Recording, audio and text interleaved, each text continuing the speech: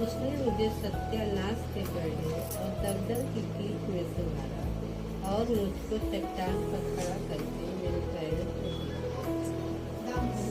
परमेश्वर का वचन बताता है कि हमें धीरज से योगा की बात करनी है, न कि उतावली से। यदि उतावली से हम करेंगे तो हमको कुछ मिलने वाला नहीं है, मगर धीरज हम धरेंगे तो बहुत कुछ पार कर सकते हैं। जैसे देखिए, परमेश्वर ने नूह को जहाज बनाने को दिया, यदि उसके अंदर धीरज नहीं होता, साल भर में बारिश हुआ, 2 साल में हुआ, पता नहीं कितने दिनों में, मगर तब तक वो परमेश्वर के वचन से कहने के अनुसार वो धीरज धरा रहा कि एक न एक दिन बारिश होगी और परमेश्वर जो कहा है वो सत्य होगा।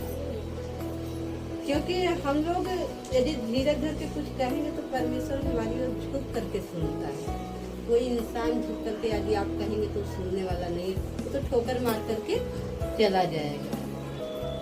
उसने मुझे सत्यानाश के गड्ढे और दलदल की कीच में से और मुझको चट्टान पर खड़ा करके मेरे पैरों को दिया। जिस तरह से आयुब के जीवन में हम देखते हैं कि आयुब को शैतान एकदम सत्यानाश कर डाला था, उसके शरीर को, धन को, बाल बच्चे को, सभी चीज को, उसके राज्य को कर दिया, मगर वो भी धीरज धरे रहा। उसका धीरज खत्म नहीं हुआ, क्योंकि उसको ये विश्वास था, ये धीरज था कि परमेश्वर हमारा एक दिन हमें इस दलदल की कीच में से निकालेगा।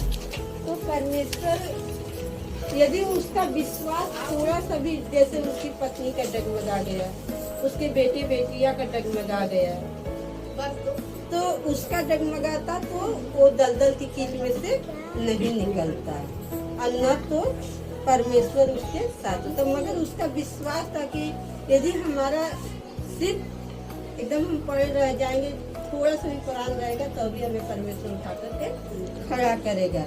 और इसी विश्वास के कारण, इसी धीरज के कारण परमेश्वर उसको खड़ा किया और पहले से अधिक उसको धन दौलत, बेटी बेटा, पत्नी भी दिया, बच्चे भी दिए, और फिर उसके जीवन में परेशानी नहीं आई।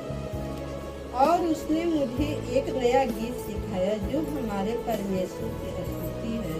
बहुत तेरे यह देखकर डरेंगे और यह पर भरोसा करेंगे, रखेंगे। क्योंकि यदि सभी के जीवन की परेशानी तो कम है, मगर आयु के जीवन की परेशानी बहुत हो। यदि जो उसके गीत